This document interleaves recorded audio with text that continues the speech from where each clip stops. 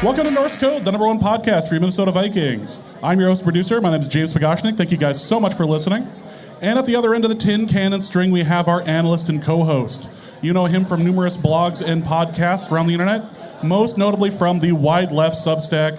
He is Mr. Useful Human, Arif Hassan. Arif, welcome to the Union 32 Craft House. Yeah! Let's go. It's so nice to be back. Yeah, no, it's wonderful. I love being here. The wall of beer is outstanding. The food's really good, and they've been really kind to us. So they've been so nice. Again, thank you guys so much. If there is space at your table and there's somebody wandering around in purple, if you could just let them come by, it'd be greatly appreciated. There's an awful lot of you. We're lousy with Vikings fans today. Thank you guys so much for coming by. And a special thank you to a number of you who've brought gifts for the table, as well as what we have in store for later. So again, thank you guys so much. It's so wonderful to be here. It's so wonderful to be back in Egan when the Vikings are good. Oh my God. Wonderful change, yeah. The Vikings are good. The Vikings are looking like a playoff team. They're playing like a playoff team. And it's great. So before we get started, again, thank you guys so much for listening to Norse Code. Normally, I wouldn't be doing our little spiel, but we did get a little donation in as well. So I just want to give a special thank you over to, I swear I got it. There it is. Special thank you to Brian Lopez for donating. Really appreciate it. Thank you to everyone over here who's offered to buy us a beer as well. Yeah, getting overwhelmed with it. I don't mind that fact. Arif will be really interesting by the time the mailbag hits. It'll be fantastic. Finally, yeah. So again, thank you guys so much. If you're interested in donating to the show, paypal.me/NorseCode or patreon.com/NorseCode as well. If you'd like to get the Discord, who I've just been abusing tonight, you can also get access to the bonus material. All of that over at Patreon. And you can get wonderful things like that terrifying shower curtain that I just signed. Well, I wouldn't be signing future dates. Like, that's not part of the deal. Or you can get wonderful shirts like this over at the Discord or over at norsecode.threadless. This is an XL. Anyone want an XL? That hit the. Apparently, I can't throw. Yeah, it's not a huge shock, I guess. Yep. Appreciate it. I don't even have a proper response to that. So we've got stuff up here. We've got a bunch of shirts as well that we'll be giving away. But let's get into the actual show itself, and let's talk about the Bears.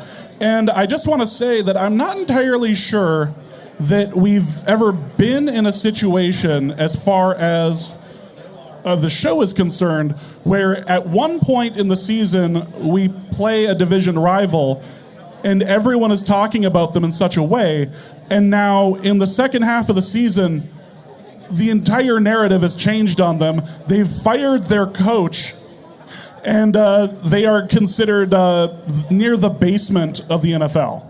Yeah, no, it's really fantastic.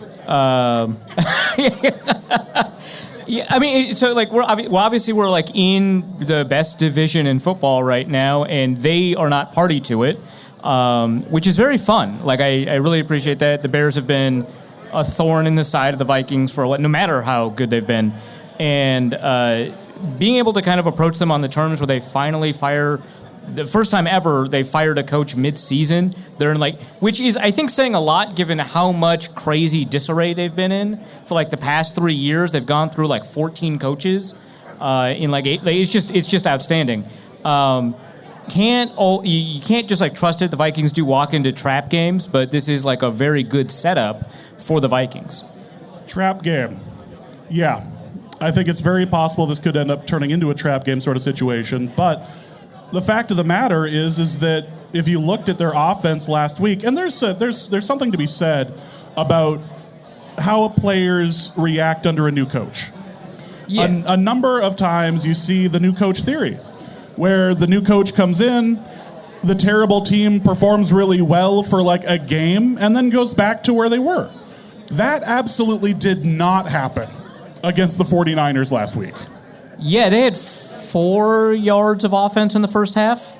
Not a great look for them. And the 49ers are not like what they were, right? They've got like an injured cornerback group. They've got an injured linebacker group. They're not really, fully healthy along the defensive line.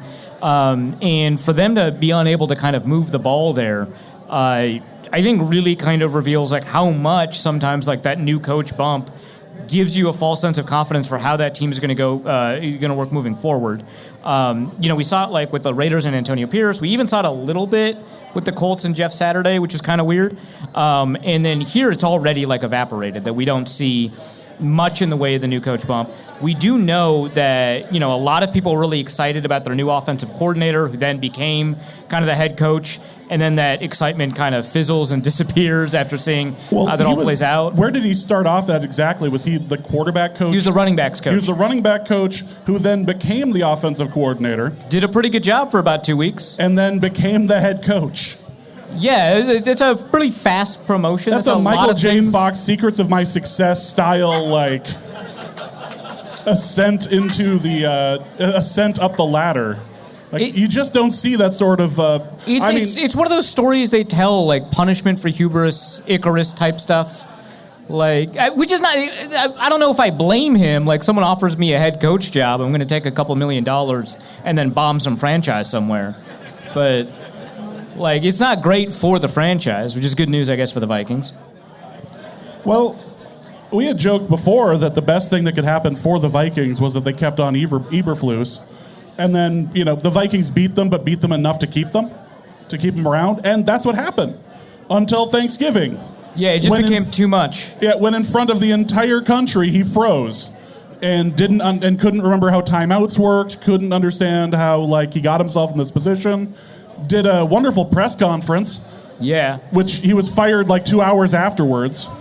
Yeah, they were like holding a meeting about whether or not to fire him during the press conference, which I feel like you could hold off on the press conference, I think, right? Yeah, dude, it's the first press conference after Thanksgiving. Maybe take a moment. Yeah, he's eating a lot. He's recovering. Don't worry about it. This doesn't mean anything. Yeah. Just, it's not going to hold the press conference at 9 a.m. It's probably best if you just wait until after lunch.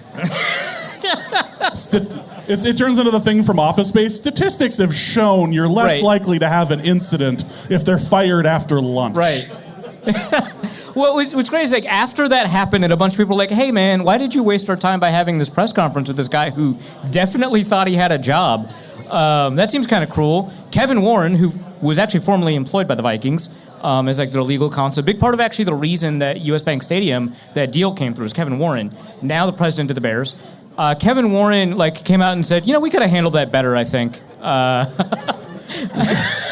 That's on us. Yeah, that's a whoops. Our bad. Yeah, he's explaining it. And he's like, well, if we had delayed the press conference, that would have let somebody know that something was up, and we didn't want. And it was just like, well, yeah, but something was up. The only person who didn't know that he didn't have a job was Eberflus. They claimed that they didn't make a decision until they fired him. Like, they claimed that he still had a job during the press conference. How's that working out for him? Well, it's not great. I hope the severance package is good. So, as far as the team is concerned, this is still a team that has a lot of pieces. And let's not forget, this is a team that took the Vikings to the limit a couple of weeks ago.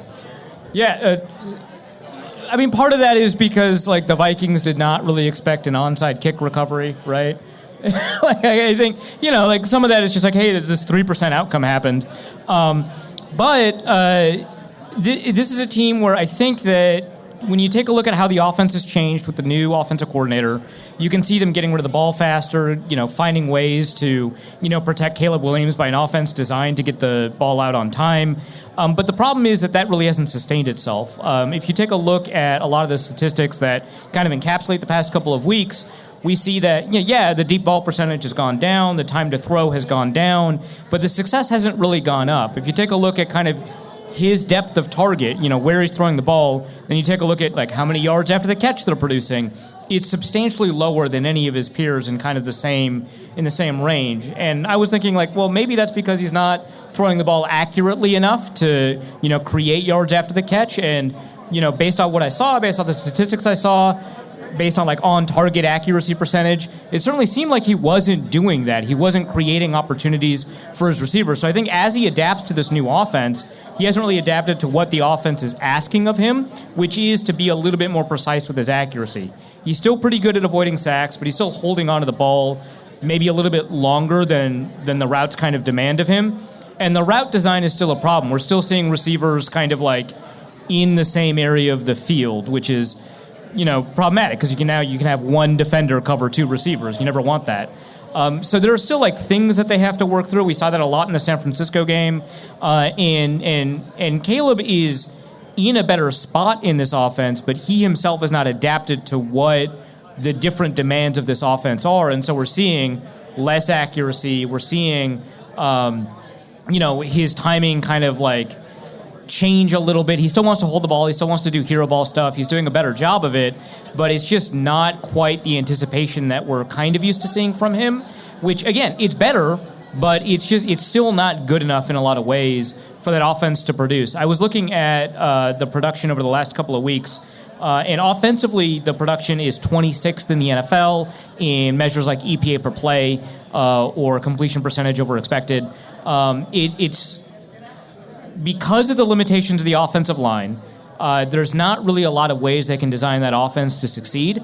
And this is maybe the best they can do given what they have, but they're not really doing a lot to take advantage of how good the skill core is. And people like DJ Moore seem kind of upset about that.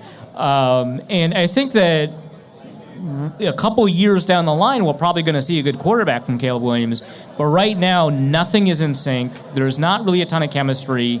They don't know how to organize this offense together, and it's creating a lot of problems.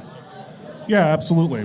And, I mean, if you're looking at specifically what the 49ers did to destroy Caleb Williams, it all came down to the offensive line. Yeah, I mean, the offensive line is just a huge issue for them. The 49ers, it felt like they revived that defensive line. And a lot of it was, there's a lot of pressure up the middle, a lot of pressure off the edge with Nick Bosa. And in order to kind of obviate that, they're trying to get rid of the ball quicker and quicker and quicker and then keep Cole Kmet in to block throughout the second half, which did help a little bit. But now you're taking a receiver out of the route, and now you've got fewer options available for Williams. The 49ers didn't feel like they had to blitz too much. They were right about that. And it really shortened the offense. They end up throwing short of the sticks a lot. And again, that did work a lot better in the second half as they kind of adapted to this reality where they just can't block anybody.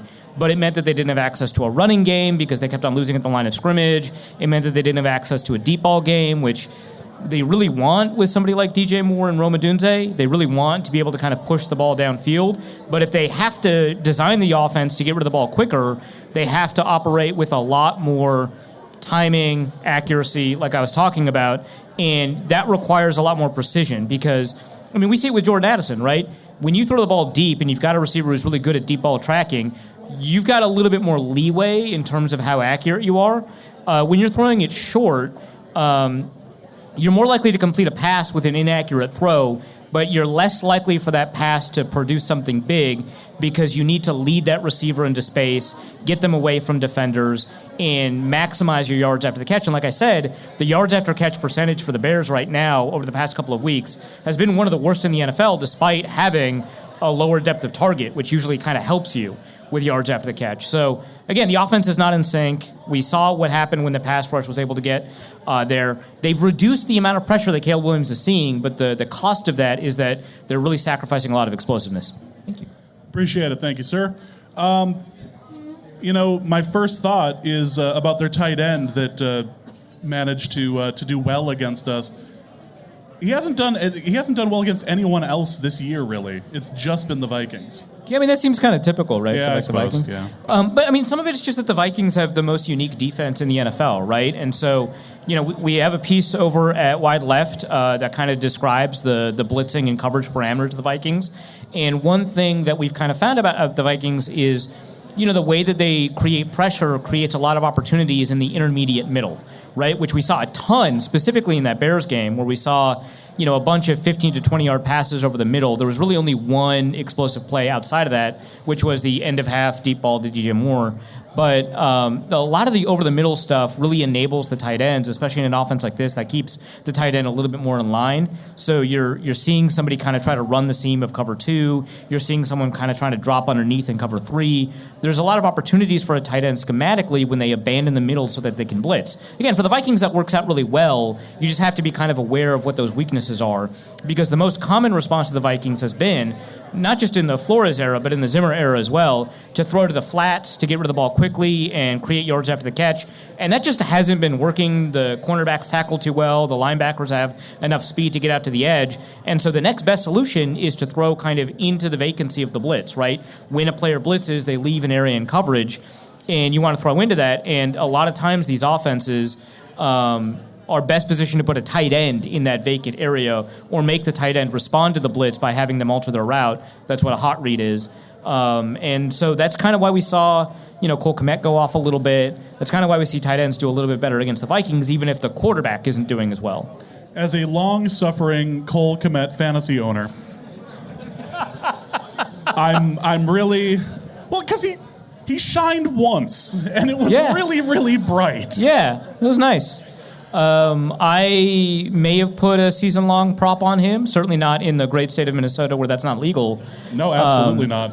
But it has been a little bit frustrating to kind of expect a little bit more out of this guy, because the prop tanked when they drafted Rome Odunze, and I was like, hey, there might be value here, and I'm in New Jersey. Is that where the VPN said you were, or were you physically in New Jersey? No, I was physically in New Jersey. I was in New Jersey for 12 minutes because I was visiting Ben Natan, friend of the show, and he lives in New York. And I had rented a car to visit another friend up in upstate New York, and the car just happened to take me into New Jersey for about 12 minutes. And my apps informed me that there was an opportunity here in the state of New Jersey. Do they normally tell you there's an opportunity when you go into New Jersey? Okay, I did a whole piece about how predatory these apps are. I'm just saying. Do other apps besides gambling tell you there's opportunity when you go into New Jersey? No, actually, quite the opposite. Most of the apps tell me I should probably get out. I'm looking right at Damian Barrett's image on the Discord, so I just wanted to have that as a nice moment there. Taylor Ham, remember? We decided we were Taylor Ham. We're Taylor Ham podcast. Yeah. Well, let's talk wideouts, because the group hasn't really changed much.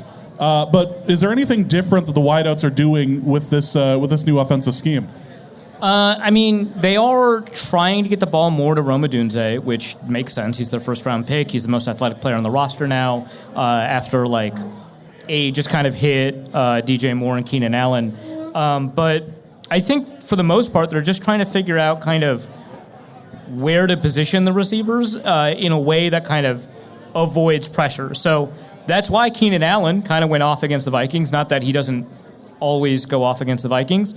Is because he's a slower receiver, and before Thomas Brown was the offensive coordinator, they kept on sending him deep for some reason. I don't really understand it. He's 32 or something, with 8 injuries, right? He's a wonderful receiver, but there are things he's good at and things he's not good at, and probably trying to run a 4.4 is not one of those things. And so they used to send him deep, and now they're having him run dig routes and slants, and really relying on the technical expertise that he's had since in college. Honestly, he's always been a great route runner. Now they're relying on the technical expertise a lot more to try and produce those opportunities. And again, because the Vikings are a little bit more vulnerable to intermediate, middle of the field type stuff, because of the defensive scheme, you end up seeing a lot more from Keenan Allen. But they do need someone to run deep, otherwise you crowd the coverage. You don't have anyone kind of deep. And that is very often DJ Moore or Rome Odunze, who are running these sideline routes a lot more often in this offense than the past offense. But it means that if you want to get the ball to Rome Odunze, you have to kind of design it, because there's not enough time to get the ball deep. So a lot of his touches right now are a little bit manufactured, stuff like screens or first read slants or stuff like that. Well, as far as we've talked about the line, we've talked a bit about Caleb. I want to talk a bit about the defense and why they were so successful against Minnesota until we were able to pull it out. Yeah, well, they still were kind of... Is this a better cornerback group than Atlanta? Yes. Unquestionably. So the Bears lead the league in cover 3 percentage, which means that they've got 2 corners deep, 1 safety deep, and that generally does a pretty good job of preventing sideline throws, but it does create opportunities for people who thrive on one-on-ones. Now against the Vikings, the Bears didn't do that because the Vikings have a guy named Justin Jefferson. And it turned out the Bears were very aware of that fact, and so they paid a lot of attention to Jefferson, which created a lot of opportunities for Jordan Addison and T.J. Hawkinson. And so we'll kind of see how they approach that this time, especially without kind of the Eberflus, influence on the way that defense is run. But over the past couple of weeks, the Bears defense for the first 10 weeks was a top 5 defense in a lot of respects. In the past couple of weeks, it's been a bottom 5 defense. Now, why would that be that they were listed as a top 5 defense to start the year? Who were the teams they played to start the year? I remember a Titans game. There was a Titans game, and I wouldn't argue that those teams were offensive juggernauts or anything like that, but it's almost as if they got the easy part of their schedule at the beginning of the year, making them look like juggernauts. They got exposed very quickly. They may have had the third easiest schedule by DVOA over the first 10 weeks of the season. Yeah. That could have been true, allegedly. They may have been able to play, Will Levis, right? But, Jalen Johnson is a very talented player. You kind of hope that TJ Edwards would be good given how much they paid him. They haven't been able to develop as much of a pass rush, but that secondary is legitimately good, and they try to highlight that secondary by isolating them so that they can create more opportunities in the pass rush. But again, when you're playing Justin Jefferson, there's only so much trust you can put in your secondary before you start sending extra guys his way. And so it's actually a big problem for the Vikings where offensively and defensively, in both capacities, the film study is not as useful as it typically would be because teams on both offense and defense radically change their approach to the Vikings. The Vikings, when they're on offense, they've got Justin Jefferson, and so you see a higher double team rate than any other team in the league or any other receiver in the league. Before I wrote a PFF story, I had access to unique amounts of data, and after I wrote the PFF story, I may have had a little bit less access to that data. Yep. Why is that exactly? I'm not sure. It's crazy. Funny how that works. Literally 5 days after. But well, they fixed the glitch. Yeah, they fixed the glitch. Yeah, it's like the second Office Space reference on the same episode. Having access to some of that data really revealed how often Justin Jefferson's been double-teamed over the past 2 years, and it was number 1 in the league by an incredible margin, a really substantial margin. And this year seems like he's being double or triple-teamed even more often than before. And what's interesting about this data is that very often it only looks at when there's a safety bracket and then you've got a cornerback, and so it's like a very traditional double team. But the way teams adjust to Jefferson is even more than that. You see not just safety shaded over, but the far safety, sometimes it's called, they just call it eyes hot, where you've got the far safety looking at, all the way across the field at a receiver to make sure that guy is not running like an over route, right? And so you've stalled that safety just by the existence of Justin Jefferson on the other side of the field, just so that he can't run the over route, which he is extraordinary at, right? He's good at all the routes, and that route is his best, right? It's incredible. And so they're very aware of that, which creates opportunities for people like, Jalen Naylor and Jordan Addison and T.J. Hawkinson, right? Josh Oliver even, right? And that doesn't happen in other games. And so when you look at when you do film study, right, you take a look at how a defense is organized, you see, hey, over the past 4 weeks, the Bears are number 1 in the league in cover 3 percentage, right? They're number 4 in zone percentage. We're going to run a bunch of zone beaters. And suddenly that doesn't work anymore because they're double teaming Justin Jefferson with man coverage on one side. And now so looking at all of that really complicates how the Vikings game plan. And it happens on the other side of the ball too, right? If you take a look at how good quarterbacks are against the blitz generally, and then you take a look at how good they were against the blitz against the Vikings, it's a completely different set of data. They respond differently. And so it's just really difficult for the Vikings to go into game plans with solutions to problems when they don't know what those problems are going to be, because teams have to tailor both their offense and their defense specifically to the Vikings. So we can say, yeah, the Bears isolate their cornerbacks a lot, but I don't think they're going to do that this week, right? That would be kind of stupid. I mean, I would like that, right? But I don't think that's going to happen. So we're going to see what opportunities are created for Addison, for Naylor, for Hawkinson, for Oliver, right? But I think the Vikings in the first half of these games, they just kind of have to play it by ear until they can do, these halftime adjustments and create route combinations based off of what these teams are actually doing. Well, I wanted to speaking of this, I wanted to mention the receiving yards last game against the Bears, because as has often been the case this year, when Jefferson gets, say, 27 yards, you get Hawkinson with 114 or Jordan Addison with 162. Yeah, it's not bad. That's not bad. He's turning into quite the receiver. Is there a big difference as far as Addison is concerned, as to from like the beginning of the year to now for his production, or is it just that we've discovered that he's just always open now?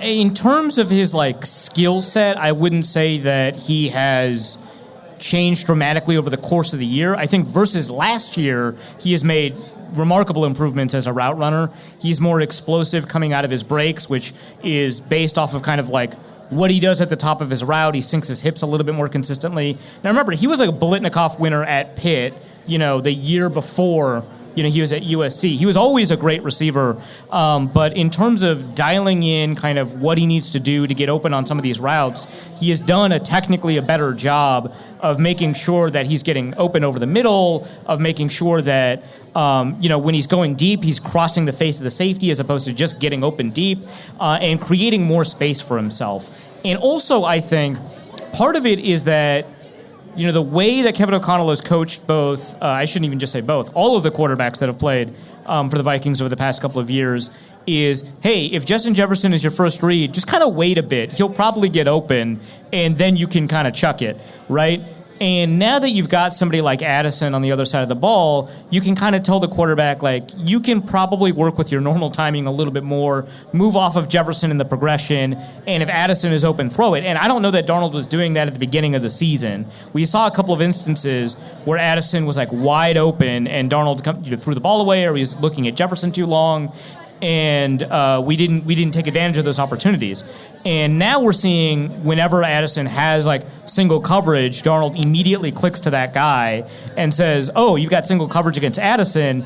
He's better than your guy. We're just going to throw it deep. And it works, and he gets 162 yards. Apologies if this is a Homer question, Homer statement, whatever. But is this currently the best 1-2 punch for offensive wide receiver for wide receiver in the entire league? Now that I'm in a live show and I'm surrounded by Vikings fans, I feel pressured to say yes. I will say that I do think the Jamar Chase T Higgins combination is a little bit better.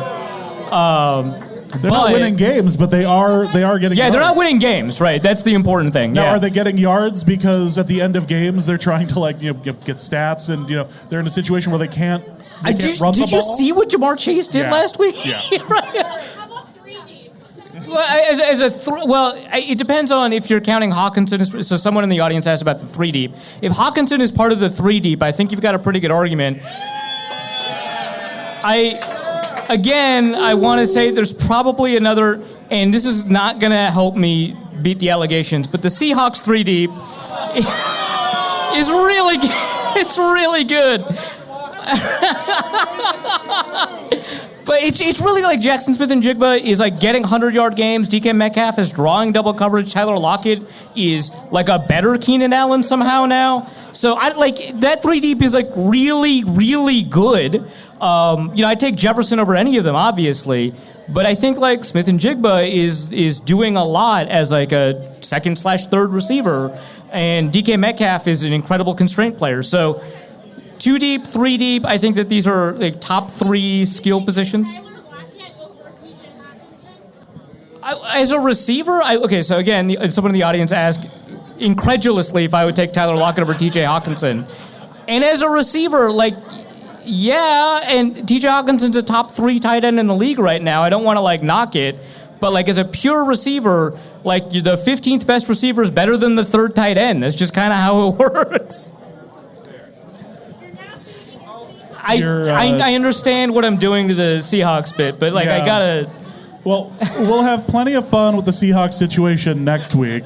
God, Jesus Christ. Just as a reminder to get your Seahawks questions in for the next episode. Okay, I want to interrupt really quick. So, for the Seahawks game, traditionally when the Vikings have played... traditionally when the Vikings have played the Seahawks, I have been fundraising for a queer rights group called the Lavender Rights Project. I'll be doing that again this year, and I really want people to donate to it. They're focusing specifically on queer people of color who face unique challenges in both housing, in work discrimination. They provide legal help and stuff like that, as well as housing help.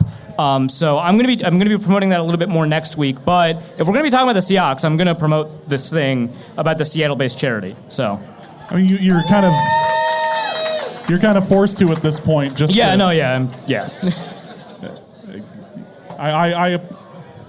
I appreciate that I don't even have to trick you into talking about the Seahawks. You just do it yourself. I fall into traps all the time. It's a pretty decent offense this year.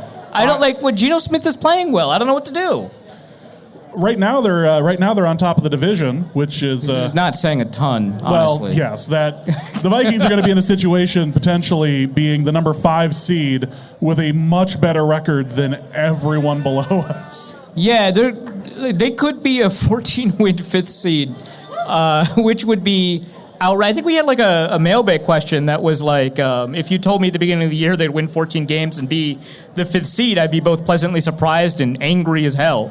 Which, I think that's fair. I think you should be. Yeah. I think you absolutely should be. As far as the rest of the game is concerned, I mean, what should we expect different this time around between the Bears and the Vikings? Keeping in mind, of course, this is a Monday night game against Chicago, and all things are possible through the power of Ben DiNucci. All things are possible. All things are possible through. He got signed this week. Yeah, he got signed. He's a saint. He's a saint this week. Which that's like that brings up a lot of. Look, I get it. I get it. I think that's for the audience. Booze makes sense here. Yeah, that's fine. But I will never root against DiNucci. But he still does our stinger. It's great. But as far as the difference, someone should tell him that. But yeah, I don't think he knows. As far as the difference between this game and the last one, what do you feel like is going to end up happening that's going to be different between the two? I think we're going to see Justin Jefferson produce a lot more. I think that they over-leveraged on Jefferson. I think that they... I don't know about learn their lesson is maybe the wrong way to put it, but I think that they understood that like the Vikings skill group is just too good to focus on one player. And so I think we're going to get more than 27 yards for Justin Jefferson. And I think we're probably going to see a little bit more of a capable run game here because I think the Bears, they did get a better pass rush than we expected in that game. But I think the Bears understand that like they're going to have to manufacture a little bit of pass rush because if you take a look, and we've got a question in the mailbag about this, if you take a look at like how Sam Darnold does against the blitz, you probably shouldn't be blitzing him. And so they're going to have to find ways to produce because there's tons of yards available if they use their normal pass rush and if they use traditional blitzes. So I think we're going to see, which is going to create some opportunities in the run game for Aaron Jones if he doesn't, fumble. And it's going to, I think, create a lot of opportunities for Jefferson. I think that's probably going to be the biggest difference, and I think we're probably going to see a fair amount of chunk plays because the Vikings are a really, really explosive offense. They focus on explosiveness, and they really like these 20, 25-yard throws.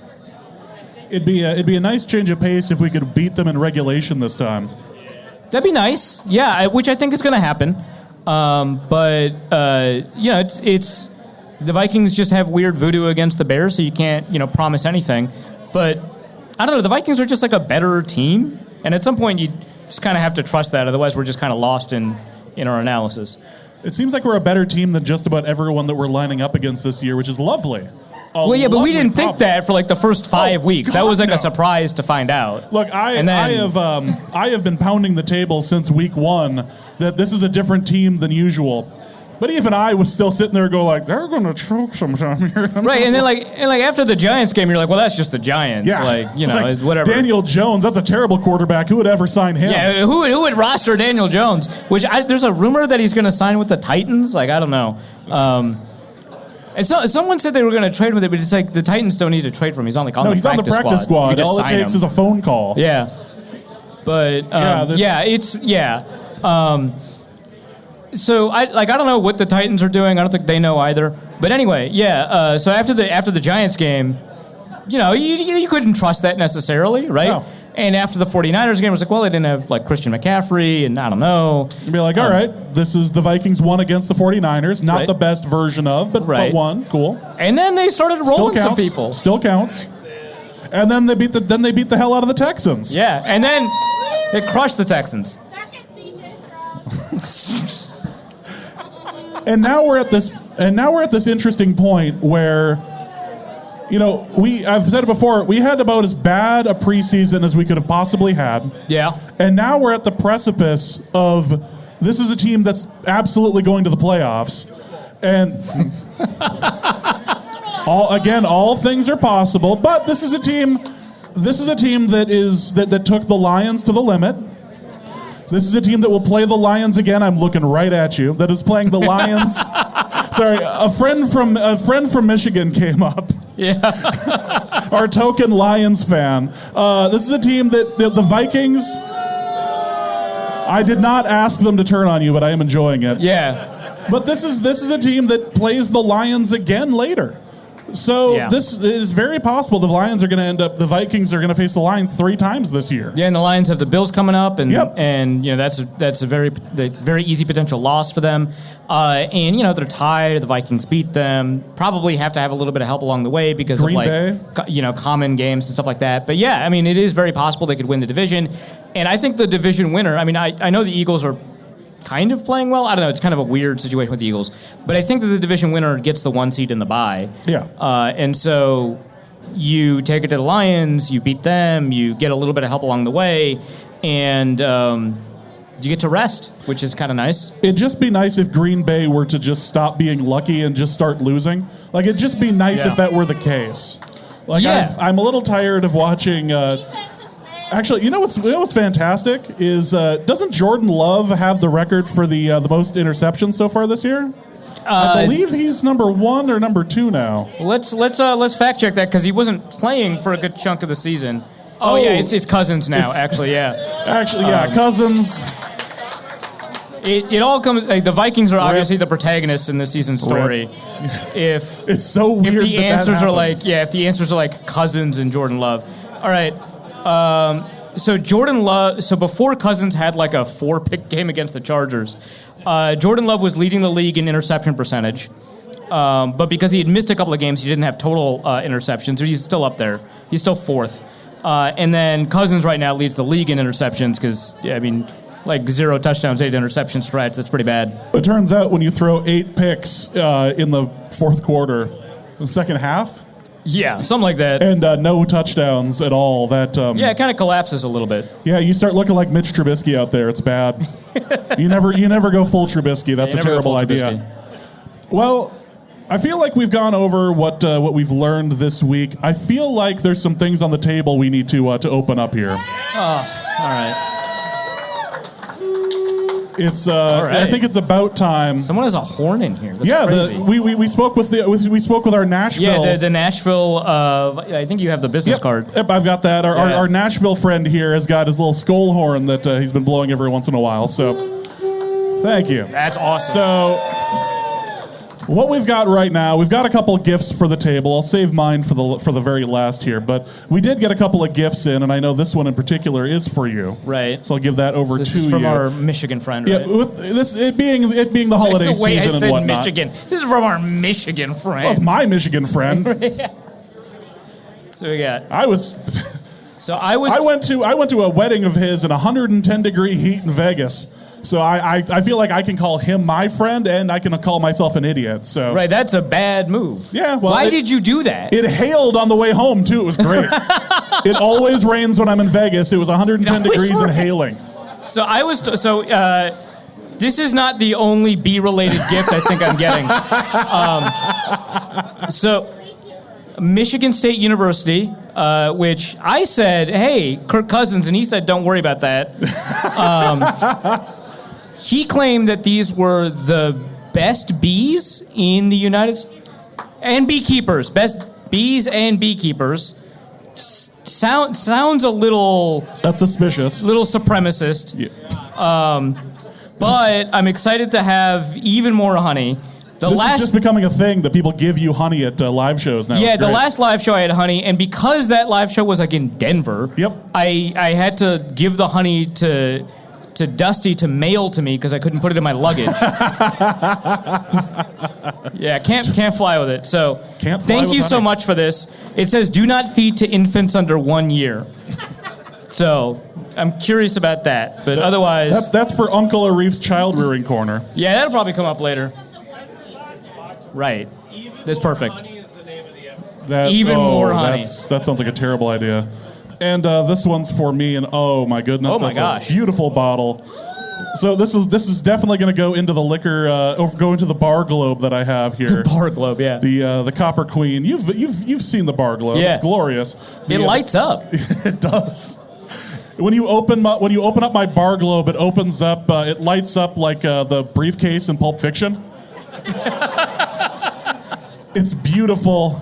I need to rig it up with sound so that like a little angelic noise happens too. That is fantastic.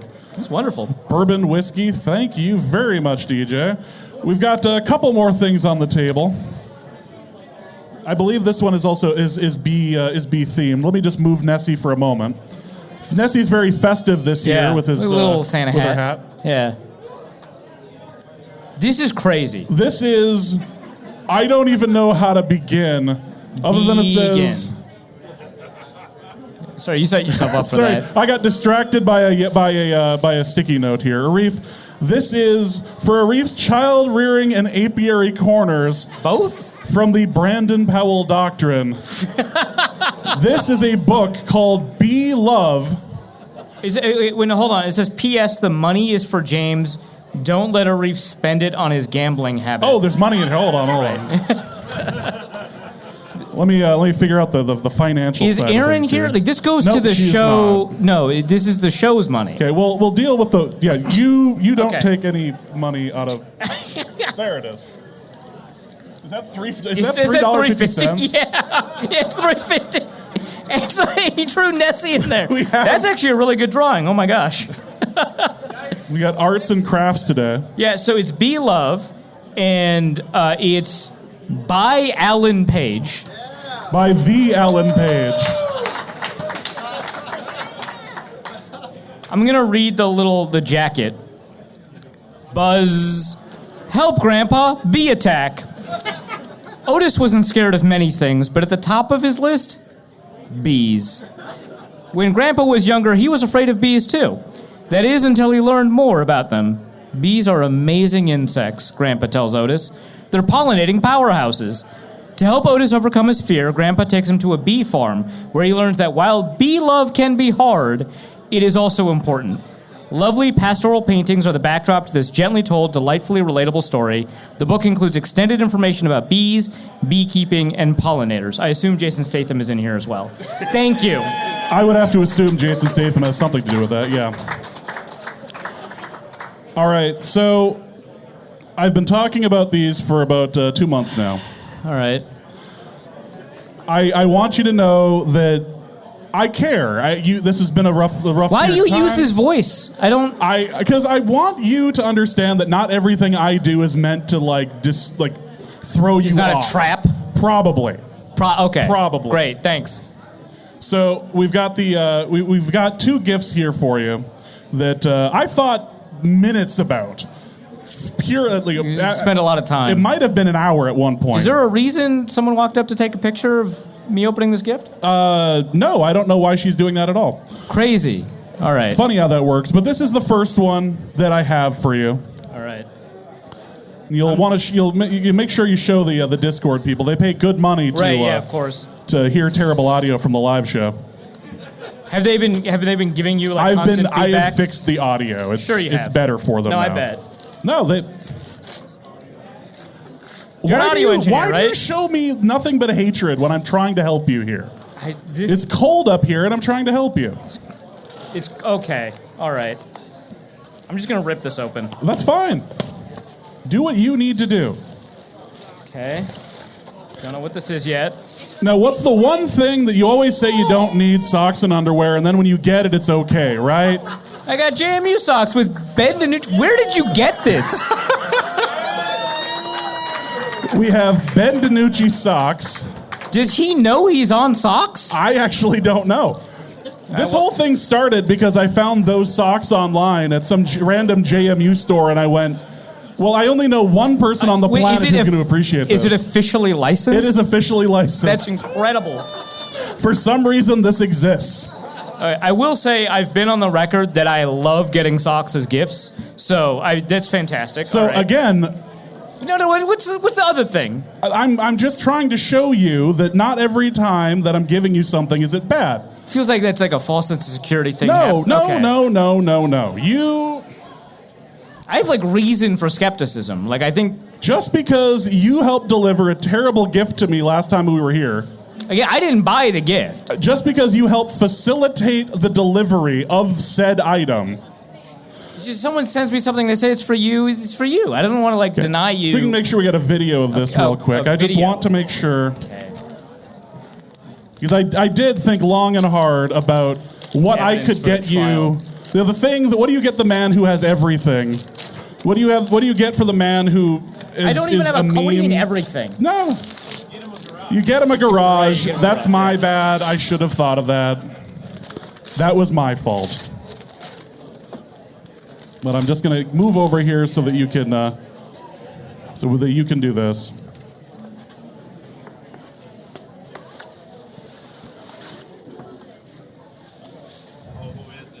No way, dude. Now check. I gotta see. I see the number. You see the number, but there's a lot of. Do you see what's on the back? Oh my God! It's a Case Cookus jersey. Look at that.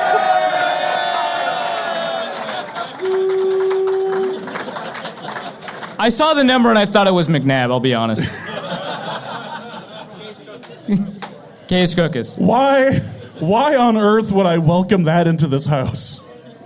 Well, I mean, you had the Laquan Treadwell shadow box. I had the Laquan. I gave that away. Weeks, but you had it in your house. I hated that thing so very much. You had it in your house. Yeah. For months, even. My life got infinitely... No, let me take that back. My life did get better when the Laquan Treadwell thing left, but still. So...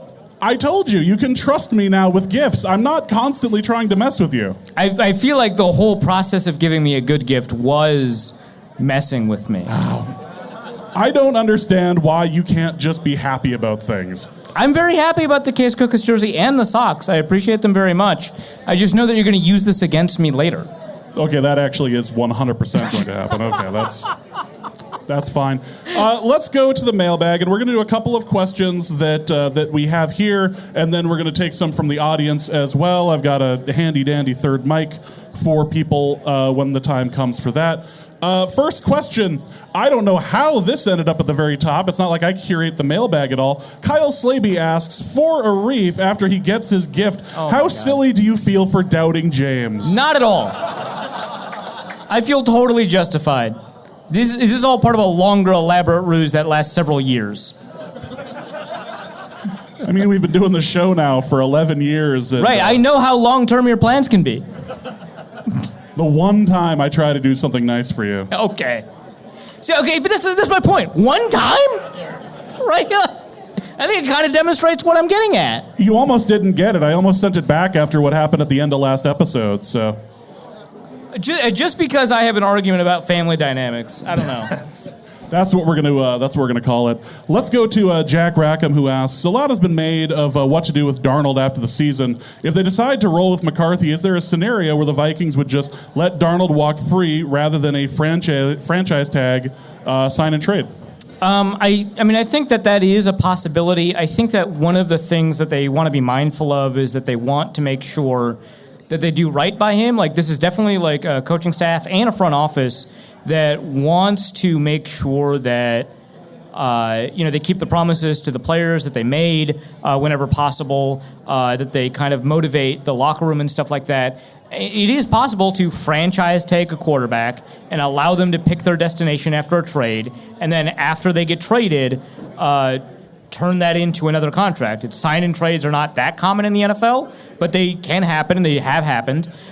So I think that that's possible, but I want to say, I don't know that the value of that over letting him walk is as big as people think, because you are going to get a third-round compensatory pick in 2026 by letting him walk. And so that is your baseline. And how much more you're going to get in a trade for him, you're probably going to get a little bit more, but I don't know that it's going to be that much substantially more than that, if it is more. I think it's possible, right, where they do that, but I don't know that that is as likely as people seem to think. Second question is, has there ever been a less self-aware player in the league than Aaron Rodgers? Do we need to make a top 5 list for this episode? And before the episode, we did spend a moment or two trying to come up with a list of people who were less self-aware. Right, or at least in contention.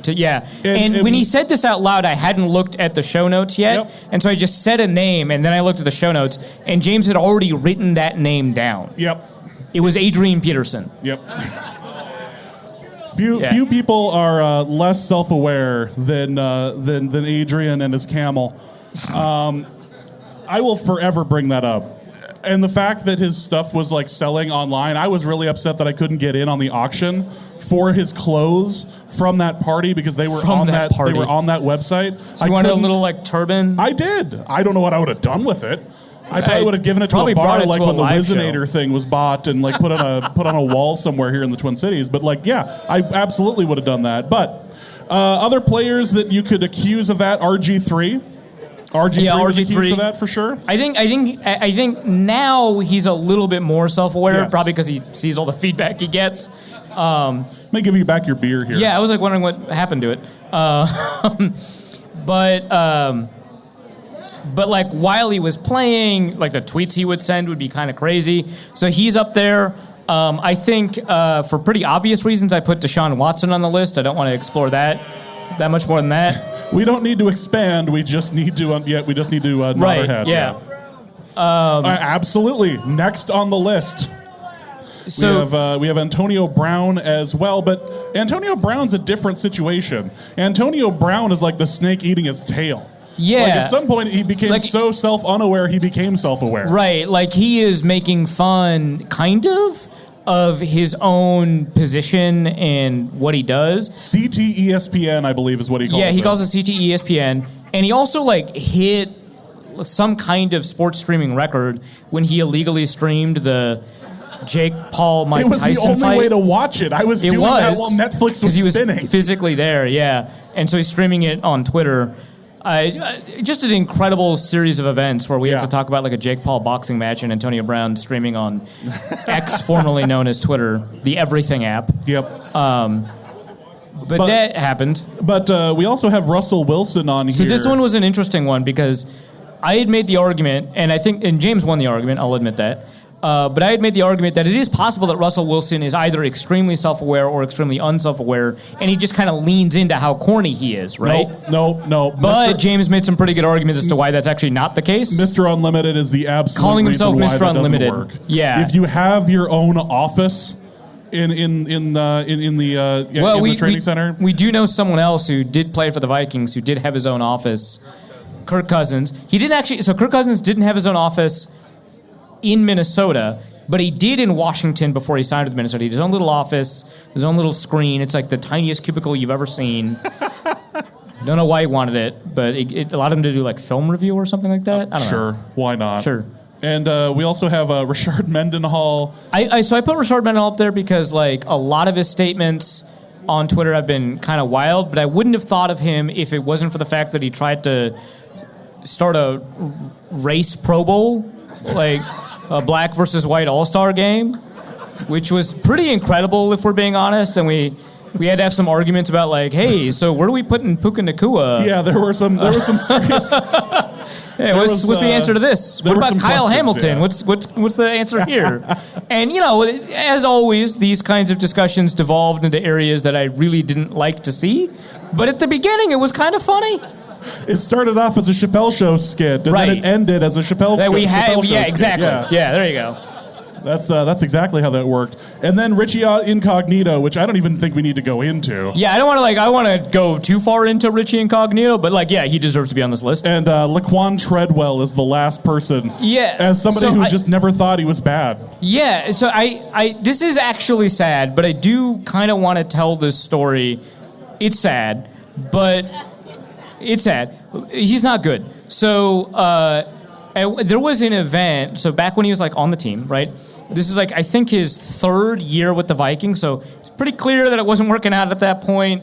I remember making the argument that it's not that the Vikings are not putting him on the field or they're misusing him or anything like that, because he ranked last on the team in yards per out run. That includes all the tight ends and the fullback, right? It's just not a good place to be, right? So they have an event and it's at the Vikings museum that they have in the facility, right over there, just a couple blocks down. And he's looking. And so remember, he's with Stephon Diggs and Adam Thielen. It's kind of hard to get on the field, I understand. And he's looking at this poster of 3 Deep, right? And Jake Reed, Randy Moss, Chris Carter, he's looking at it, and he goes, "That's us."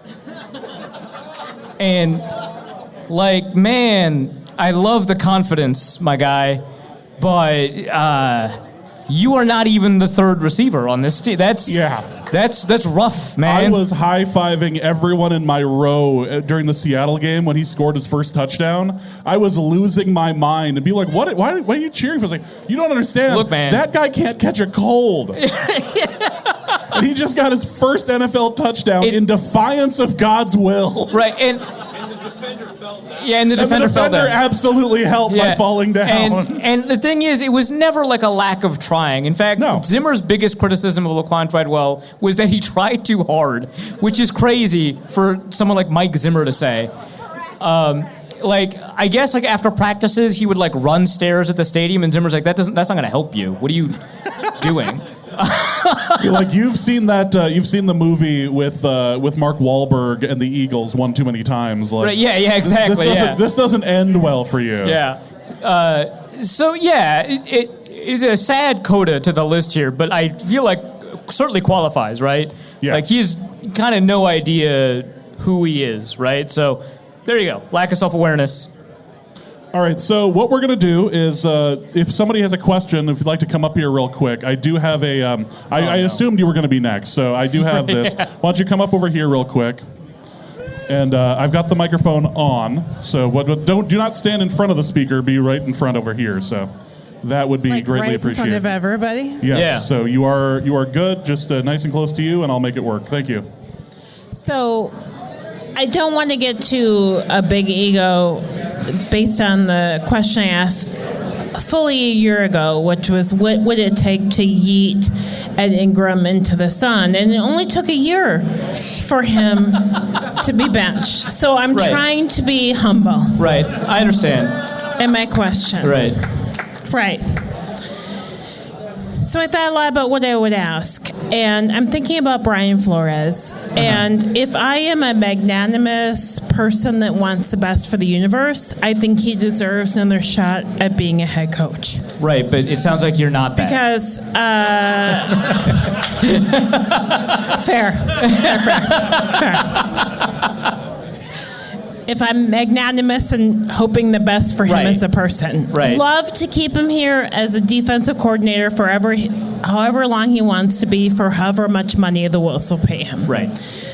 But when I think about him getting another shot, I'm thinking about Colin Kaepernick. Right. And I'm thinking about, he deserves another shot regardless of what all the Tua shenanigans happen. Sure. But when I think about him legitimately getting another opportunity, if he doesn't get one, do you think, hopefully the Vikings will pay him $1 million billion to be our defensive coordinator to perpetuity. Give him like a nice real estate deal out. Correct. Here in Egan, yeah. Or do you think the reason he won't get an opportunity is because it's probably not 100% either way, but more that related to his lawsuit against the NFL? Or do you think it's more related to all of the things that Tua had to say about him being a first-time head coach? That's my question. That's fair.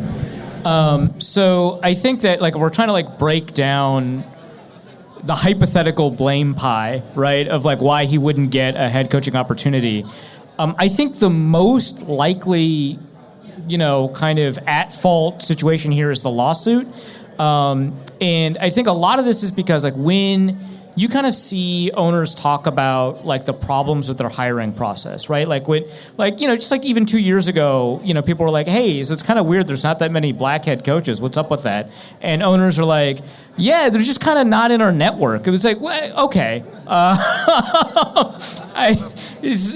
The white coaches are, it feels weird, man. When they talk about it, they talk about kind of their ability to connect with people, their ability to network with people, their ability to kind of relate to people, and which, just generally speaking, interviews are not really an appropriate way to determine someone's job fit for most jobs in general. But especially for coaching, it seems like a lot of these interviews don't really do a very good job of kind of identifying good versus bad coaches. The fact that the reason Mike Zimmer didn't get a job forever, which, obviously he was fired for a reason, but he was a better head coach than most people who get hired in the process. The reason he didn't get hired for so long is because he was a bad interview. That's kind of silly, right? And when you kind of expand that to how important the interpersonal relationship is to owners are very clearly concerned about their own status, right? Billionaires have a club and they want to have status. Here's a really good story actually that kind of helps demonstrates that. So when the now dead owner of the Titans was instructing his front office on who to draft at quarterback, I think it was Norm Chow was the offensive coordinator, Jeff Fisher was the head coach, and I forget who the general manager was, which would make the story better, unfortunately, but I don't remember. They said they didn't want... no, that's... So Stan Kroenke is the owner of the Rams. Yeah. So I think it was Bud Adams, I think. But he instructed his staff to draft Vince Young because Vince Young had just come off of one of the best college seasons we've ever seen, this incredible 2005 run. And it was a feather in his cap to have Vince Young. And Norm Chow didn't want him, and Jeff Fisher didn't want him, and the GM didn't want him. And the owner just wanted it because of the kind of social capital that you get from getting this really incredible quarterback that had just led one of the best teams we've ever seen to back-to-back national championship appearances, right? He's one of the best, college players I've ever seen up until that point at the quarterback position, and they didn't want him. And this happens pretty consistently where the owner intervenes in order to kind of get that star power. It's kind of how Johnny Manziel got drafted by the Browns. Although the Vikings, I do want to say, the Vikings did want to draft him, and they didn't have enough draft capital, and they kind of dodged a bullet there. Kinda, a little bit. Tiny bullet dodged. But you see this and you understand that owners care a lot about their status among other owners and other billionaires. It's why a lot of people have tried to own an NFL team because of the status associated with it. It's only very recently that an NFL team has become as much of a profit-generating machine to make it a wise investment for a lot of these owners. There's a status associated with it. So when you think of that in mind, you understand that owners don't like their ego to be bruised, and this lawsuit here is a demonstration that Brian Flores doesn't really respect the kind of orders that come on from high to lose games and stuff like that. And whether or not that's true, the signal Brian Flores is sending is, I'm not going to do everything you tell me to do, which is not a signal an owner wants to see.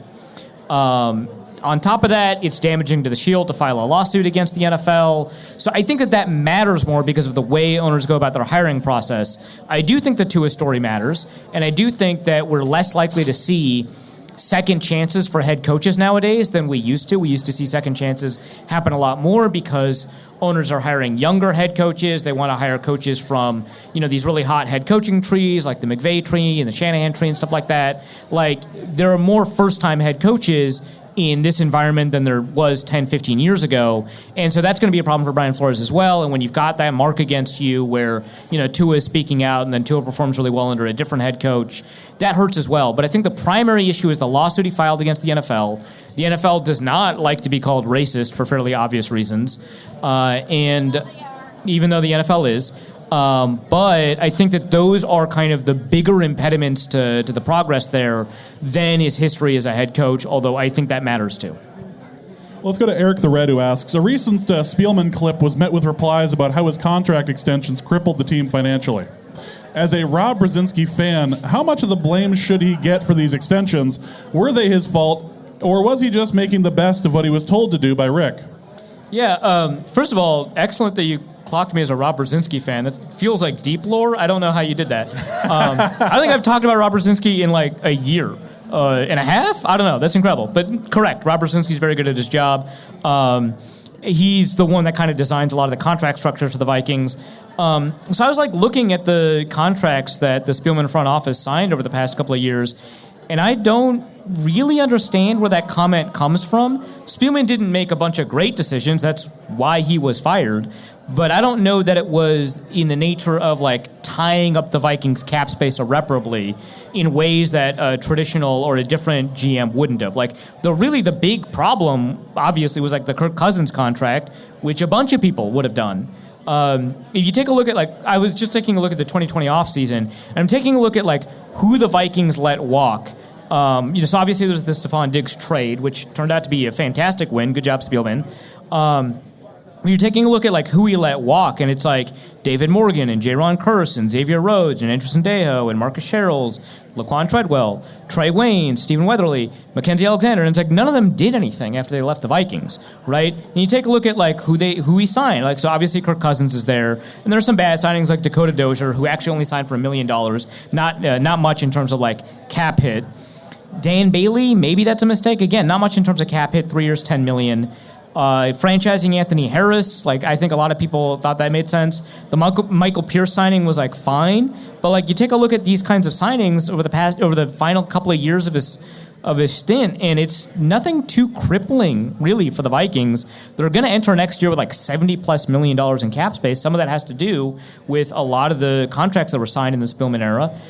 The biggest issue was not getting a deal done with Danielle Hunter, which the next front office kind of resolved in a pretty fantastic manner.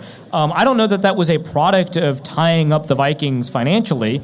Again, this is not a defense of the way the era ended, but if we were to accept the premise that one of the failures of the Spielman era, doesn't have to do with draft talent evaluation or identifying free agents, but has to do with how he tied up contracts, I wouldn't blame Rob Brzezinski for that either, because I think that Brzezinski is subordinate to Spielman. That was the whole reason that they got rid of the triangle of authority back in 2012. Yeah. Brzezinski designed the contracts around what Spielman wanted to negotiate and agree to, and the contracts design were really good. And so I wouldn't necessarily say that that's an implication of Rob Brzezinski. Well, let's take another question from the audience. If somebody here, of course, Nick has a question. All right. If it's about the Seahawks, I got a shirt for you. All right. You got anybody with a question up here for the show? We got plenty here, but if you have a question, come on up here. Hey, just walk up. Yep. I trust you know how to use this. You only went to college. Where's the switch? What? You only went to college for this. So. Okay, y'all are gonna beat me up. All right, so you guys are 6th in DVOA. You're making Sam Darnold not look like Sam Darnold. Right. How are you still 2nd in the division? I'm a Seahawks fan. I don't watch you guys. What the hell is going on as a guy in the NFC West? I'm so confused. The Vikings record is that of traditionally a division winner. It's not like a problem with the Vikings. It's the fact that the Lions might be the best team in the NFL. That has nothing to do with the Vikings. Which, I mean, we'll see how that plays out in the next couple of weeks. But, the Lions are very good. The Vikings might be a 5th seed with a 14-win record. I don't think that's ever happened. I should probably look that up. But you no. said it with such authority. I have to accept I said it. I don't think. Who knows, right? I could be wrong about a bunch of stuff. But I'm frequently wrong. I just don't remember. We'll get to that, It actually. is less to do with kind of like, are the Vikings good? Oh my gosh, I can't believe that they're wasting Sam Darnold or whatever, right? Like, I think that they're doing a really good job of putting themselves in the positions to win. It's just that one team has won one more game. That's just kind of how division races work. Let's go to a question from Blimpy, who asked, which reclamation project quarterback coming to the Vikings and playing well is bad enough to guarantee Kevin O'Connell the Coach of the Year trophy? Is Daniel Jones bad enough, or does he need to hunt for bigger game? Does he need to find a worse quarterback to rehabilitate? Do we need to bring in Justin Fields? Like, what do we need? I mean, you could truly find some bad quarterbacks to see. We're gonna find out what it looks like when Will Levis puts on a Vikings Will jersey. Levis would be incredible, especially after many people. I don't think Sean Mannion's a candidate anymore. Nope. But no, Case Cookus is fantastic. Stop saying that. Case Cookus is a coach now. Yeah, he is a coach now. Coach Cookus. But I will say, Aiden O'Connell. You could turn that guy around maybe. This guy is up here with a Taylor Heineke jersey, which still is really repping fantastic. Heineke. We still appreciate it. Two people with Taylor Heineke. Oh, they're Old Dominion alums. Okay, that makes a little bit more sense. Taylor Heineke was like the first quarterback of the Old Dominion era, right? Or the first, technically second. First draft pick? No, he wasn't a draft pick. But first NFL player? Second? You got a long snapper, okay. Old Dominion is a powerhouse in the long snapping sorry, I can't field. believe. But There you Old go. Dominion's greatest long snapper. But I do think that there are a lot of quarterbacks that he could take a look at and be like, I don't know, let's mess around for a little bit. Somebody like a Sam Howell, somebody like a Daniel Jones. We'll get a Derek Carr in there. I think Derek Carr has had a little bit too much success to qualify in like the Aiden O'Connell tier, as it were. But oh, my bad. Who's the backup for Trevor Lawrence right now? Mac Jones. That would be Mac incredible. Jones. That would getting Mac Jones to be technically good. the starter right now. Well, yes. I saw the hit. He's going to be the starter for a while. Yeah. Kenneth Allen asks, for James's gift-giving corner, what are the keys to giving excellent gifts to your friends and colleagues during the holiday season? Really, it's about listening to them. It's about trying to do your best for them. Yeah. And trying to use this as an opportunity to screw them over in about 3 years. So we'll go to the next question. Eric the Viking asks, looking back at Sam's snaps, have you seen a type of pressure or defensive alignment that he struggles dealing with? Yeah, so I was taking a look at this, and I found some splits on the way that Sam Darnold performs both against the blitz and not against the blitz, and against what his coverage is in each of those scenarios. So first of all, Darnold's best snaps are against the blitz, both in two high and single high.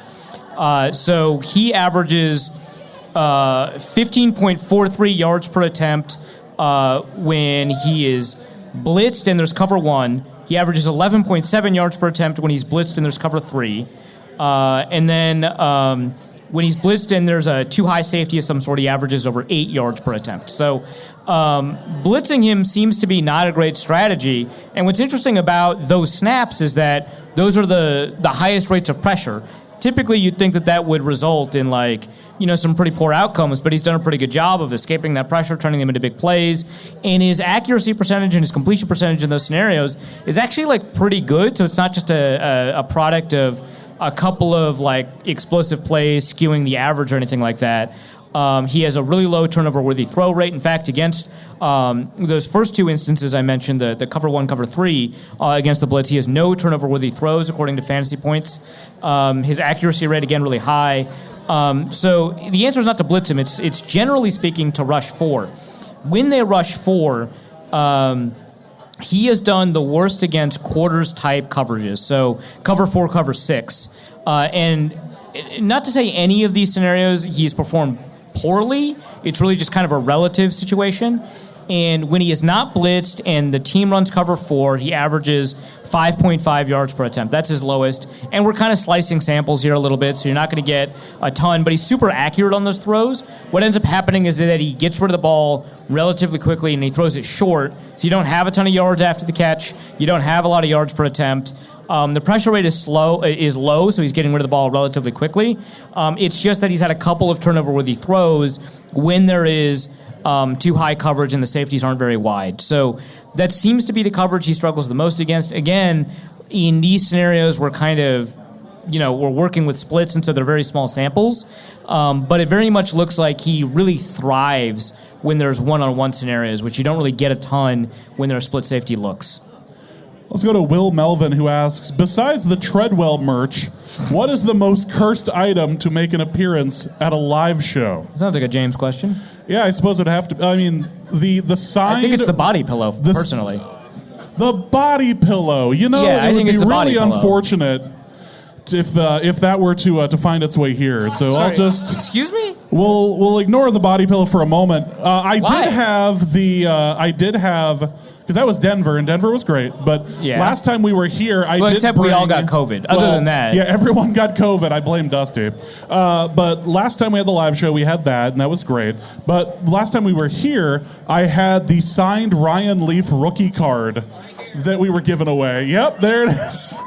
That was one of the most beautiful. Oh, my God. Yep, he brought it. He brought the Ryan. Beautiful. It's in his phone case. The man keeps a signed Ryan Leaf rookie card in his phone case. So that is beautiful. I don't want to speak too ill of Ryan Leaf, but I do have a question. After we gave that away, did he get arrested again? No. Okay. No, he's been good.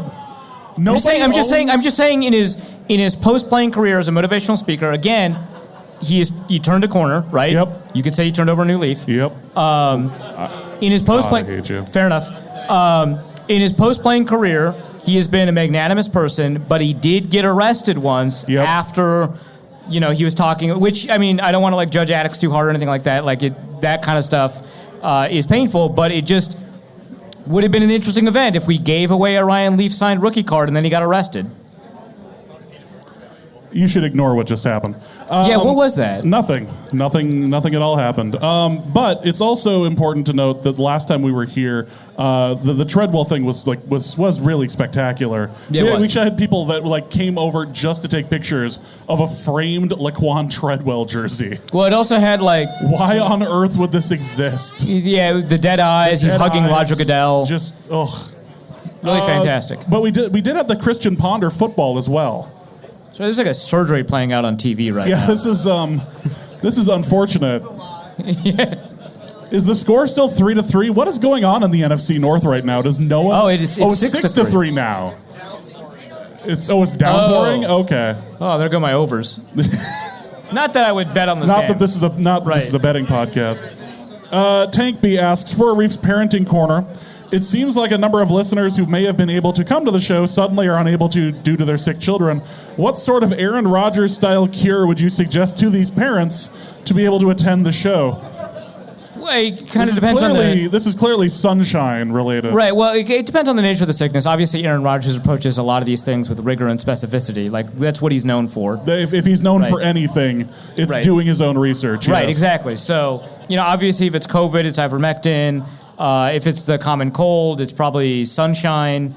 If There's it's that pepper cleanse that no one questioned him on. If it's the flu, it's definitely the pepper cleanse, which I've said this I think maybe 3 times on this podcast. It just bothers me. It just like one reporter was like, "Oh, Aaron Rodgers has water and cayenne pepper before every game," and based off of my Googling, that seems to work. Man, you're a reporter. What are you doing? This is your job. You have the literal job to go, I have a question about that. Yeah, right, yeah. So, it really is dependent if it's a stomach flu kind of thing or a stomach pain. You just got to open up your 7th chakra, obviously. I don't even know why I mentioned that. That one's pretty clear. But yeah, every remedy is different to every specific ailment. Again, Rodgers, you wouldn't just throw solutions at the wall. Nope, absolutely not. Do Shop a ton around. of research. Yeah, shop around. I think there's a sponsor for the for the football party that you could look into. It'd be great. I don't pick the sponsors, James. If we're gonna be issuing corrections, I want to have Arif issue a correction here. Oh, Jesus Christ! Because I told you before the show last episode. No, I did screw it up. You had to have this be completely correct, otherwise people were going to come at you, pushing their glasses up and everything. For Arif's high fantasy corner, Jesus. Could you please briefly summarize how Morgoth and the Curse of Fëanor? Apologies. Yeah, you probably screwed that up. Yeah, I don't care. You're the one who screwed it up bigger. Yeah. Ultimately leads to Thorin gifting Frodo a mithril shirt. Frodo's in quotes. Yeah, I meant Bilbo. So I Googled this, and it was too complicated for me to read the wiki of, so I'm just going to skip it. That's crazy. So you just accept, would you like to apologize? Yeah, I'm sorry, I got it wrong. British Rob asks, each season I find myself drawn to different players across the league by their play styles and general antics. Which players do James and Arif enjoy watching the most, and what makes these players fun for you? I feel like CJ Ham is my go-to, right. But I feel like that's a cop-out.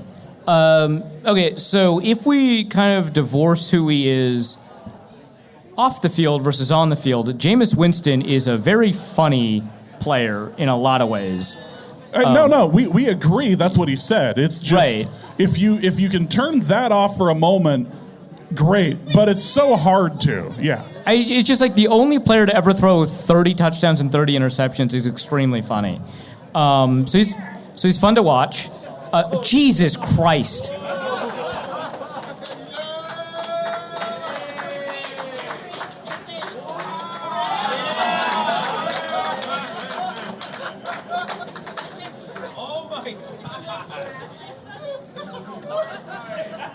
So this is also coming home with you tonight. So It doesn't have to, actually. I would like to disagree. Boy, it's just hard to. Could you hold this for a second? No, I need to use couldn't, my actually. mouse and. Not happening. That's All right, so other answers to that question. Yeah. CeeDee Lamb. Oh, Really, it's great. You can see this on the webcam too. Yep. CeeDee Lamb, really remarkable after the catch. We saw what he did in this game with Cooper Rush as his quarterback last week. He's fantastic. It sucks that he plays for the Cowboys. Jerry Jeudy is actually kind of fun to watch because it's kind of weird how often he's good. It's not that often, but when he is, it's awesome. Historically, Terrell Pryor, also a very funny player. When he's good, he's fantastic. When he's not, he's awful, and it's always great to watch. Lamar Jackson, super fun. Josh Allen, super fun. Yeah, those are my answers. I'm a little bit distracted I think. I'm a little distracted for fairly obvious reasons. I don't know why that would be obvious to anyone. Yeah, it's the fact that you have the body Drawplay below. Dave did a lot of work on this. No, he didn't. He explicitly did not. My favorite part about this, It's if a you face look at from this, a previous comic. If you look at this pasted on clearly, an already existing. ignoring the bulge for a moment, which is a hell of a sentence. How could you? My favorite part of this whole thing, if you look at the hands are not photoshopped correctly. No. So the hands on this are just a little, they're just not the right shade. Hey, look, the camera finally figured out that it should focus on this.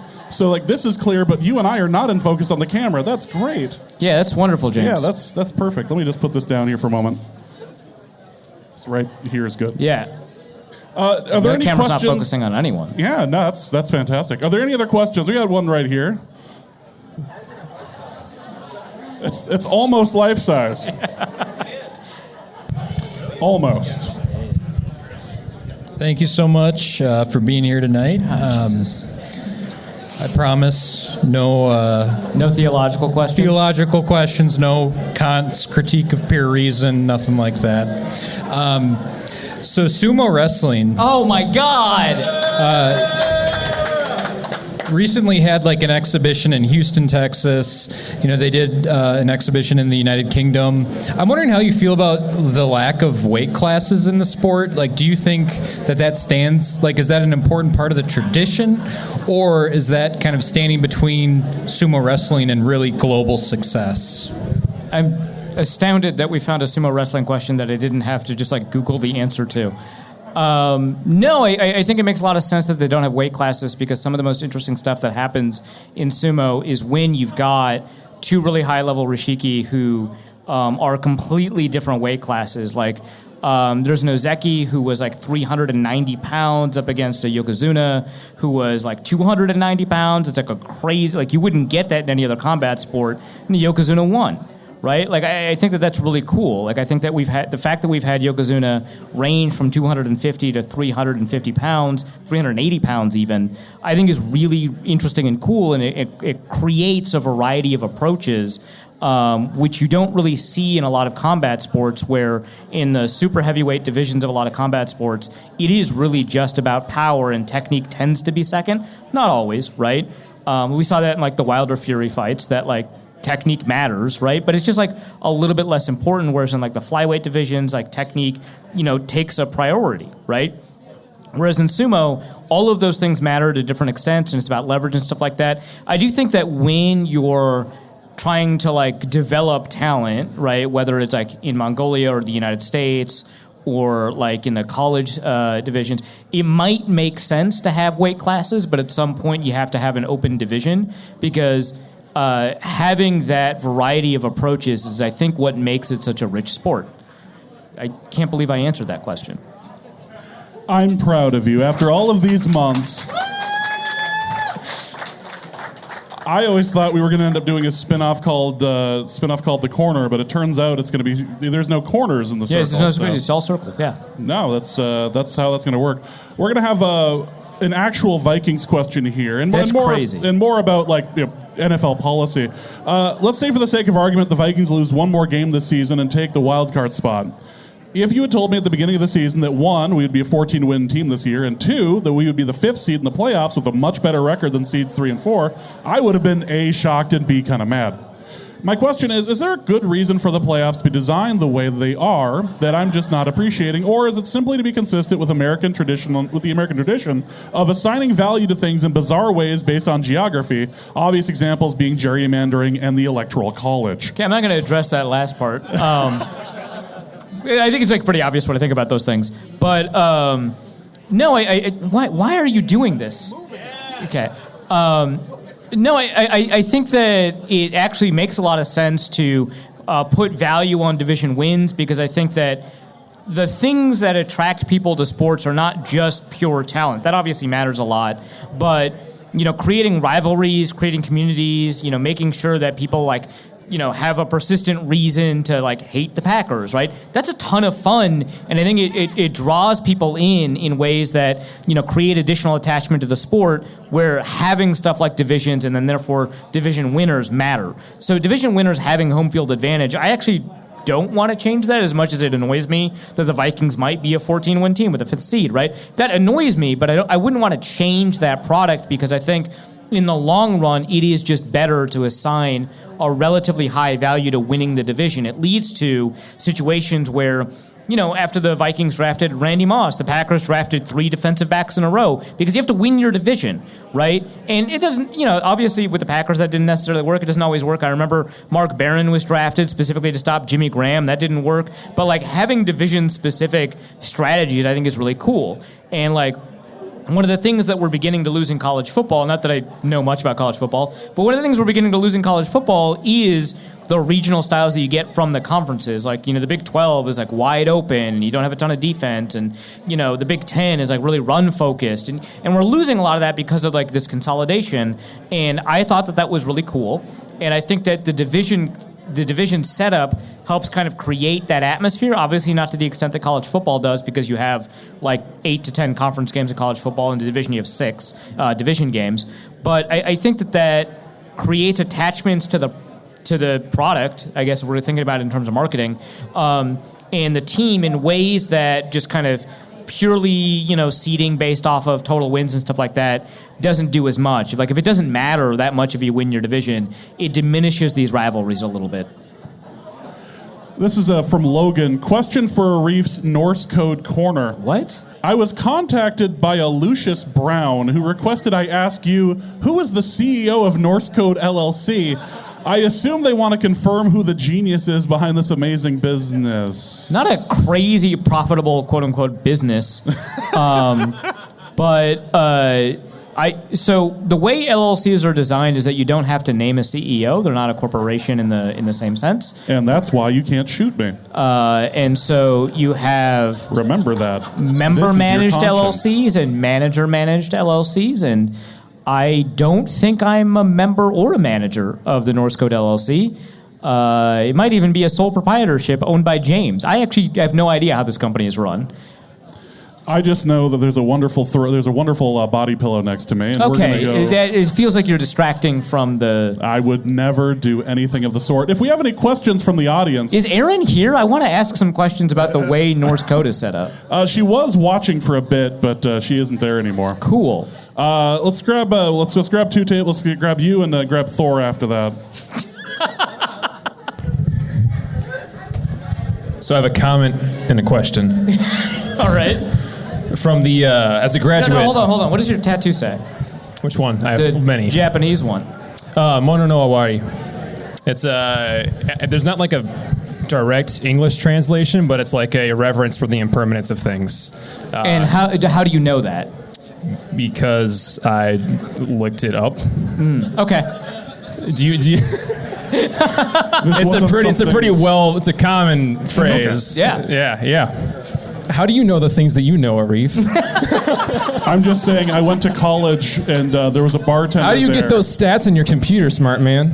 Look, I'm Did just you saying. Google them? I'm just saying. What? There's a lot. Have you directly looked up that specific kanji, or have you looked up what the phrase you just said out loud means? There's a difference. No, I know what this phrase is. Okay. Yeah. The bartender at my college bar had some characters on the back of his neck, and he was really proud of them. And when someone who could actually speak the language came in and looked at it, he said, "I don't know how to tell you that that's not actually words. That's just the sounds ukehone." That's why I asked. That sounds close to my last name, but I'll leave that be. You know what? That's acceptable. Anyway, your What's comment question? and then your question. So, as a graduate of the School of Pedantic Sticklers, I do have to correct James. He has been lying to you for 2 months and 1 day with incorrect information in that Laquan Treadwell's first touchdown was 2018 against the Packers, not against the Seahawks in 2019. Wow, get owned. Bam! God. Ruined. And my Never recover from this. My question, to the chagrin of likely both of you, what is a worse Horcrux? The Ryan Leaf signed rookie card, the plethora of lamps keeping James vivacious and lively, right? Or the body pillow for a reef back there? Well, it depends on like what worse means, right? Like worse to destroy or like worse to exist? Worse to destroy. That sounds like a fun one to... Right, okay. Yeah, the difficulty of which you have to obtain and destroy them. Okay, not that I'm super proud of knowing anything about Harry Potter, but for people who don't know what a Horcrux is, a Horcrux, it contains a piece of a wizard's soul, or a witch, I guess. He's right. He's right. It does contain a piece of someone's soul. Oh no! Wait, hold on. You didn't accept the stat correction until? No, I wanted to see it. Well, he's right. The way we learn things is how we look is when we look it up. Right. My bad. You know what? Stat correction. My bad. And so, a magic user's soul fragments canonically when they commit a murder of some sort. And when you store that fragment of the soul into another item, which I guess can be animate, it insulates you from murder? I don't know. It's not a super well thought out magic system. So translating that into the Norse code universe, like what's the worst one in terms of like destroying? I think it would be the lamps. I think that the lamps... I lost most of them. Oh, that's sad. I lost a number of them. I got a few more, but as you continue. Yes, you continue through life. You collect lamps. That's how that works. Yeah, right. That's a normal process. I was just talking about picking up another lamp just the other day. It seems like people will just give you lamps if you. Yeah. Right. Okay. That's how that works. So losing the lamps to the world to kind of disintegrate them and release Norse code soul. I don't actually know where this analogy is going. Yeah. I think that would be worse, but I think the creation of the body pillow was probably the worst Horcrux to materialize. But it's so cute. Like it Is it? I don't think anyone looks at that with like unadulterated joy. I think I disagree. I think all of that is a malicious joy. I think it's all designed to make fun of me specifically, which makes it an evil-hearted joy. I couldn't disagree with you more. Thor, let's get you up here real quick. Yes, we got A to Z Sports' Tyler Fornes. What's going on, man? I'm just gonna keep calling you Thor. It's just the hair. Yeah, Andrew Van Ginkel. Yeah, you can call me Andrew Van Ginkel. You can call me TJ Hawkinson. You can call me Thor. Either way, I'm still somehow shorter than Arif. It's quite a miracle. I have an actual serious question for you, Arif, because I've been doing a lot of my own research. Shout out Aaron Rodgers. Yeah, for sure. Kind of breaking down the candidacy of Sam Darnold for MVP, and then also talking about Kwesi Ofamensa's case for Executive of the Year. One of the big things I see as a hindrance to them is the preconceived notions from before the year, and kind of the hype that other players have gotten. It feels like that would be a strength, right? No, because no, wrong. Like guys like Howie Roseman did it again, and Josh Allen, and then obviously Lamar Jackson having 2 MVPs already. Darnold is 6th in the odds for MVP. I see him as the 4th best candidate. Where Kwesi Ofamensa, you're like splitting a lot of hairs here. I think Vegas has him 6th. I think he's number 4 personally. But I think when you look just at the data, he's a much stronger candidate than people want to make him out to be. And my question for you is, how do you kind of view and parse out some of these preconceived notions and narratives that people have about some of these candidates? Because let's be real, a lot of these awards are narrative driven. Of course they are. More than they are actually earned. So how do you kind of view the voting process? How do you kind of parse out some of that data? And how often do they get it right versus what it actually should be? Okay, so the MVP award, I think, is a poorly organized award. And over the past, obviously, 12 years, because Adrian Peterson was the last non-quarterback to win it, over the last 12 years, it's been a best quarterback award. And the argumentation that people have used is because quarterback's the most valuable position. And I understand that, but it makes it a very boring award, and it doesn't really kind of hew to the spirit of the award. I've long held that you should just give it to the best player in the league, a most outstanding player award, even though it's called MVP, because for most of the league's existence, people didn't view it that way. Obviously, it's skewed to the offense. We didn't have as many wide receivers win it. But like, there's a reason that like Lawrence Taylor and Alan Page won it. Also a reason the kicker won it. It was a strike year. It doesn't count. But I think that they tend to get it wrong fairly often for that reason. But if we isolate it to quarterbacks, I think they fall into kind of like this narrative trap where they talk about value all the time, and quarterback's the most valuable player, but like they don't talk about it. Like if they really want to talk about value, they'd give it to the most underpaid quarterback, which is almost always somebody on a rookie contract, and they never do that, right? So like a couple years ago, Jalen Hurts would have won it. A couple years ago, Brock Purdy would have won it. Like when you've got like rookie quarterbacks on these deals producing, you would give it to them, and you don't do that. So I think that they just kind of stop at a moment and like decide arbitrarily that this is what value means versus this. Even if we use that, I would say when we saw the way that the MVP odds changed last year, Brock Purdy was near, like, as we got close to the season's end, Brock Purdy was near the top, and then the 49ers played the Ravens, and Lamar Jackson's Ravens beat Brock Purdy's 49ers. And that flipped the MVP race, and I think it's stupid that one game would allow you to flip the MVP race. There were nationally televised games that Brock Purdy wasn't doing as well in versus like noon games where he was crushing people. And then Lamar Jackson did well in late season primetime games, not even early season primetime games. And he won the MVP, even though from a film and data perspective, Josh Allen was actually the best quarterback last year, but because the team wasn't winning as many games, because he had a high interception total, even though those interceptions occurred like at the end of halves and like on third and forever, like the interceptions were low value interceptions. He led the league in EPA per play, if I remember correctly, last year. And he didn't win it. And so I would say that they tend to get it wrong from the perspective of how I would like to award it. They tend to get it generally right if we only isolate it to quarterbacks. And then, again, they get it wrong if we really hyper-focus on the word value.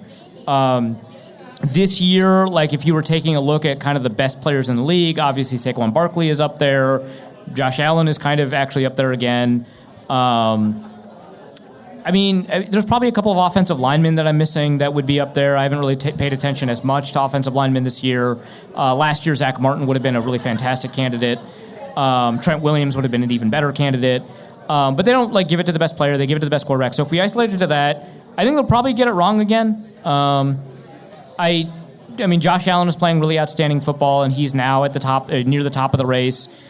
Lamar Jackson is playing some of the best football we've ever seen him play, and he's near the top of the race. So they might get it right, but for the most part, I think they tend to get it wrong because I think the criteria is stupid. Let's end this mailbag with one more question and give away some tickets. So the last question I have is from R. Menson, who asks, for the Vikings Podcast Corner. Oh, geez. Norse Code has had a great run as the #1 podcast for the Minnesota Vikings. Yeah, we say it every episode. Yeah. However, recently its focus on football seems to be slipping, and instead more and more focus on being put on wild tangents, conspiracy theories, misinformation, and generally going off the rails. I feel like that's a critical context. We debunk conspiracy Meanwhile, theories. younger podcasts are staking their claim for the #1 spot. Are we aging out? The Minnesota Football Party is much more football focused, and Locked On both focuses more on the Vikings and is also more prolific in terms of putting out episodes. I think we put out more minutes of content each week than Locked On does. It's very possible. But how long do we think it will be before the Vikings and Norse Code part ways and James and Arif start covering the New York Jets? A really long arc to that question to make a Jets There was joke. a lot of work there. Yeah, a lot of work. Finally got around to the Aaron Rodgers joke at the end. Yes. No, I think that we're still in MVP form. I think we're still the #1 podcast for the Minnesota Vikings, even though we don't really talk about the Vikings that much. And I think that's what makes us a good Vikings podcast. I think Vikings podcast. If you focus on the Viking stuff too long, it gets depressing. Right. I think all those other podcasts they talk about Vikings all the time. They're chumps. Yeah. Rookie mistake, honestly. But you know, I feel like as we progress in age, we just grow wiser because we don't have to worry about our physical capabilities, as we both know. Right? Yeah. You being the stopping, just the shutdown corner of all corners. Right. Yeah. And then we get to I mean, we talk could about like me. Darrell Green it and run a 4.40 at like 41 years old or whatever. Yeah, let's not. Let's not but, try that. Not in that parking lot, no. All right, well, that is going to be it for this episode of Norse Code. Arif, what do you have to plug? So over at Wide Left Out Football, we've got part 2 of Luke Braun, Enemy of the Podcast. Luke Braun's piece on Brian Flores' defense. This one covers blitzing and pass rush. It's designed in a way where, you know, there's like a table of contents at the top. So if you want to like look at how specifically blitz coverages work versus non-blitz coverages, you can kind of click over to that part. You can always refer back to it when you see something interesting on a broadcast. And you're like, hey, what were they doing there? You can go over to that piece. That's over at Wide Left Out Football. That went live earlier today. I've got my piece kind of recapping the last game up there. I was going to do a piece on Vikings in close games, but as I mentioned, I suddenly find myself at a loss for data access for some reason. Funny how that works. Yeah, it's crazy. But we're going to get a couple of pieces up about like how the Vikings aren't actually unsustainable when it comes to like this close game thing, because that's like the way people talk about it, and it's like the one-score games are not built the same way. So I've got a piece coming up next week about that. We've got some other pieces obviously coming out next week, and then again, I want to plug 60-Minute Drill and the way that we talk about like football culture. We don't really cover the Vikings that much there. And I was just on a podcast called Western Kabuki where we talk about some of the, I'm actually writing a book now about the history of politics and football. And I talk a little bit about the book on that podcast. That's coming up too. So before we wrap up, I want to say a special thank you to Union 32. Thank you guys so much for hosting us. Tip them well. They've been fantastic for us. This is our 3rd time here. We love coming back here. This is so much fun. And I wanted to do the ending from last time. But for Arif, my name is James. Thank you guys so much for listening. And please remember, it's 4th and 12. You really think they're going to run it here? Megan. And we'll be back next week.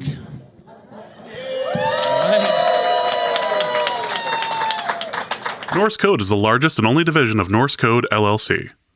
You can find Norse Code on the Daily Norseman, SB Nation's Vikings blog at dailynorseman.com. You can also find it on iTunes, Apple Podcasts, Stitcher, Spotify, Google Play, and wherever fine podcasts are aggregated. Our Vikings blogger extraordinaire and generally useful human is Arif Hassan of... and he can be found on Twitter at Arif Hassan NFL. I am your producer and host, and my name is James Pagashnik.